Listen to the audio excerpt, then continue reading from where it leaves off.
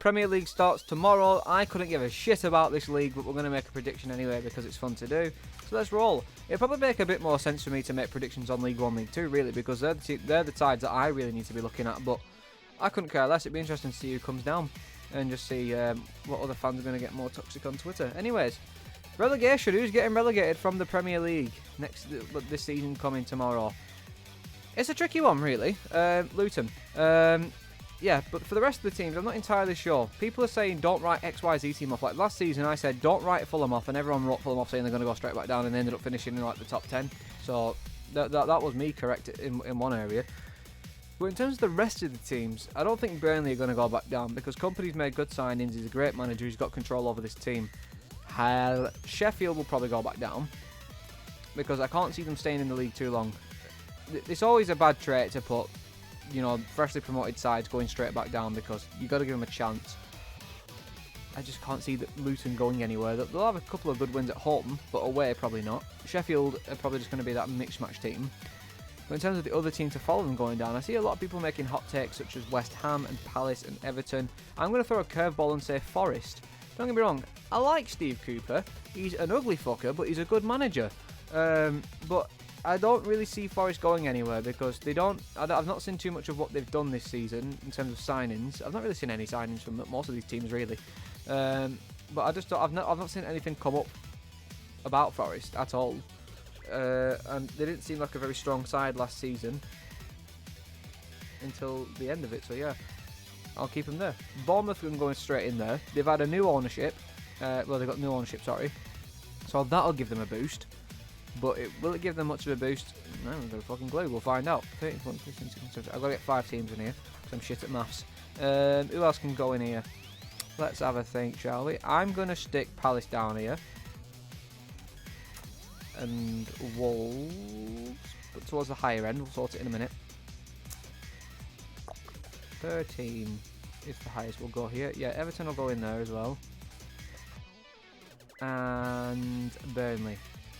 People probably put Burnley in higher mid. I can see it happening, but at the same time I can't. I'm going to try and stay grounded here for a minute.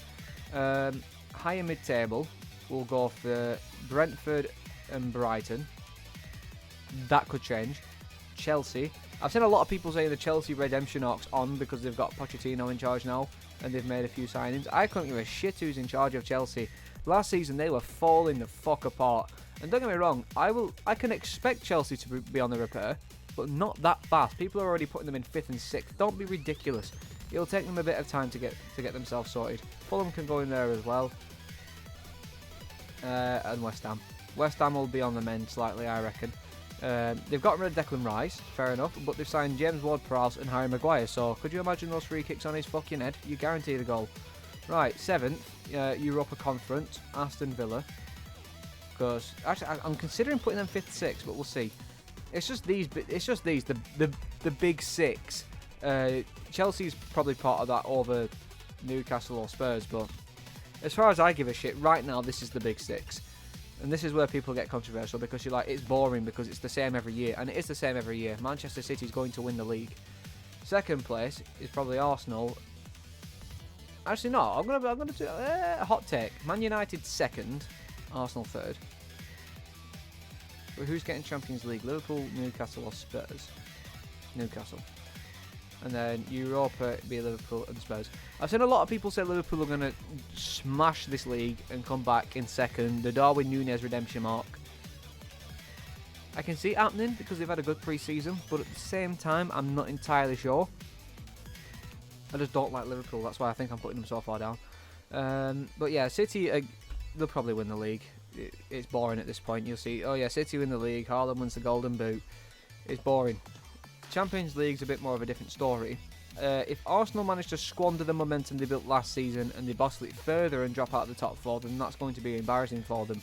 United have picked up that momentum. Newcastle should be able to hold on to it, despite Saint-Maximin's departure.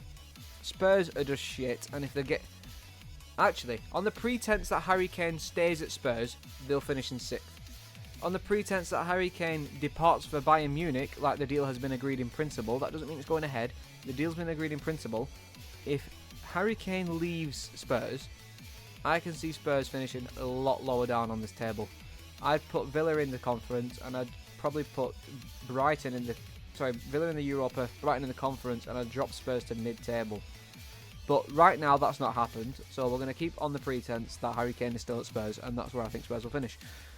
So let's get them reordered. Bottom of the league, Luton, followed by Sheffield United and Forest. There you go. Yeah, did you expect that? Probably. 17th, I'm going to go for Bournemouth. No, I'm not. I'm going to go for Crystal Palace. I'm going to be weird. Palace, Bournemouth, Everton, Wolves and Burnley. Mid-table, we'll go with Brighton, Chelsea, Brentford, Fulham, West Ham. That's fine. Oh, saying that, is Ivan Toney back? I don't know how long his suspension is. I know Mitrovic is leaving Fulham, which is a big loss for them. But I'm not sure about Ivan Toney and Brentford. I don't know if he's still banned. I'll assume he's not. Let's keep him there. That's fine. That's fine. Arsenal and United are interchangeable here, I think. See, I'd love to say Arsenal as champions because I want to see a new champion, and I do like this Arsenal side. I think they're a great bunch of young lads, but at the same time, I can't see them beating City, a team with so much experience, on to win it 4 years in a row now.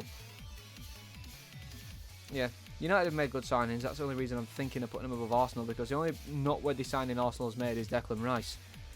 Will he slot into that squad? Probably, but at the same time, what can one player do over 3? Newcastle, again, it's another one of those teams. I think they'll continue the momentum. I'd like to see them finish 4th and Liverpool finish 5th.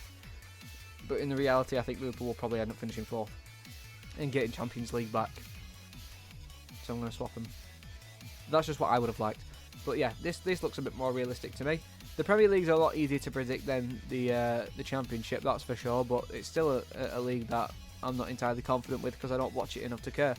But yeah, that's been my Premier League predictions. Do you agree? Probably not. Don't care. Will I be covering the Premier League on this channel? Probably not. I'll look at the away kits and the third kits when they're all released. But until then, thanks a bunch. Enjoy your season.